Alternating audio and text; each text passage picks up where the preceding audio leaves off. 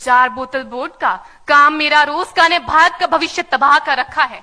हम ना एक ऐसे समाज में जीते हैं जहां लड़कों से बात करता देख जो भाई हड़काते हैं, लड़कों से बात करता देख जो भाई हड़काते हैं, वही भाई अपनी गर्लफ्रेंड के किस्से घर में हंस हंस कर सुनाते हैं। और मैं बता दूं, महिला सुरक्षा के मामले में हम आज भी चौथे नंबर पर आते हैं। हम ना एक ऐसे समाज में जीते हैं जहां पत्थर की मूरत को लगते हैं 56 भोग और भूखे नंगे तड़पते सो जाते हैं लोग, भूखे नंगे तड़पते सो जाते हैं लोग। मजदूर को मजदूर समझिए, मजबूर नहीं। गरीब को काम दीजिए, दान नहीं। और अगर दान देने के इच्छुक हैं तो जीते जी रक्तदान दीजिए और मरने के बाद अंग दान देकर किसी मरते हुए को जीवन दान दीजिए। यही सच्ची देशभक्ति और यही सच्चा राष्ट्र प्रेम है। ना सरकार मेरी है ना रब मेरा है, ना सरकार मेरी है ना रब मेरा है, और ना ही ये बड़ा सा नाम मेरा है। बस इतनी सी बात का गुरूर है मुझे कि मैं भारत की हूं और ये भारत मेरा है और ये भारत मेरा है।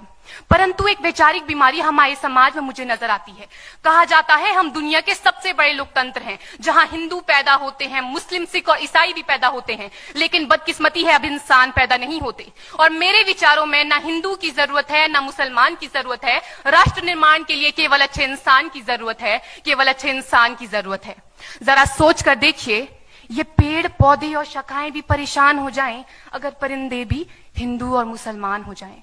एक शैक्षणिक बीमारी भी हमारे समाज में मुझे नजर आती है, और बड़े ही आश्चर्य की बात है, जिस देश ने पूरी दुनिया को तक्षशिला और नालंदा देकर के विश्वविद्यालय शिक्षा की बुनियाद रखी, आज विश्व के 100 सर्वश्रेष्ठ विश्वविद्यालयों में हमारा एक भी विश्वविद्यालय खड़ा नहीं हो पाता। जहां एक और हमारे पास IIT, IIM और NIT जैसे शिक्षण संस्थान हैं, तो वहीं दूसरी ओर इस देश के गरीबों को बेरोजगारी की जमात में खड़ा करने के लिए उनके हाथ में सर्व शिक्षा अभियान का झुंझुना पकड़ा दिया जाता है। और मैं बता दूं, इस शैक्षणिक बीमारी का केवल एक कारण वो ये कि हमारे देश की शिक्षा नीति केवल 2 तरह के लोगों के लिए बनती है। पहले वो जो विद्वान हैं और दूसरे वो जो धनवान हैं। इसी तरह की कई गजब की बीमारियां हैं, और इन बीमारियों की जो जड़ है ना, वो हमारा अंधविश्वास। और मेरे विचारों में जब तक इस देश का युवा अपनी सफलता के लिए मंदिरों में जा जाकर नारियल फोड़ फोड़ कर भगवान को रिश्वत लगाता रहेगा, हमारे समाज का शिक्षित वर्ग ही बिल्ली के रास्ता काटने पर खड़े हो जाना, अपने धर्म अपनी जाति को ऊंचा मानकर दूसरों के धर्म की अवहेलना करता रहेगा, तब तक ना तो इस देश से अंधविश्वास खत्म होगा और ना ही हमारा राष्ट्र निर्माण संभव होगा। हमारी संस्कृति, हमारी सभ्यता को दुनिया ने शीश नवाया है, तो क्यों आस्था के नाम पर हमने अंधविश्वास फैलाया है? मेरे विचारों में हमारा राष्ट्र निर्माण तब संभव होगा जब इस देश में महिलाओं की पूजा नहीं, उनकी इज्जत की जाएगी। राष्ट्र निर्माण तब संभव होगा जब हम जातिगत आरक्षण नहीं बल्कि सामाजिक सशक्तिकरण पर बात करेंगे। राष्ट्र निर्माण तब संभव होगा जब स्वच्छता अभियान में केवल सरकार नहीं बल्कि सड़क पर चलने वाला हर एक नागरिक हाथ बंटाएगा, स्वच्छ भारत स्वस्थ भारत को दिल से अपनाएगा। असल मायने में हमारा राष्ट्र निर्माण तब संभव होगा जब एक गरीब बच्चा मध्याह्न भोजन के नहीं बल्कि ज्ञान अर्जन के लिए सरकारी स्कूल की चौखट पर कदम रखेगा।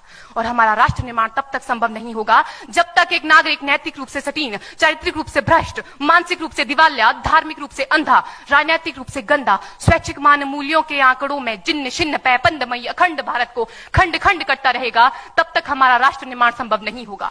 बड़ी बड़ी बातें नहीं, छोटी छोटी कोशिशें करनी होगी, क्योंकि ठोकर हमें पहाड़ से नहीं पत्थरों से लगा करती है।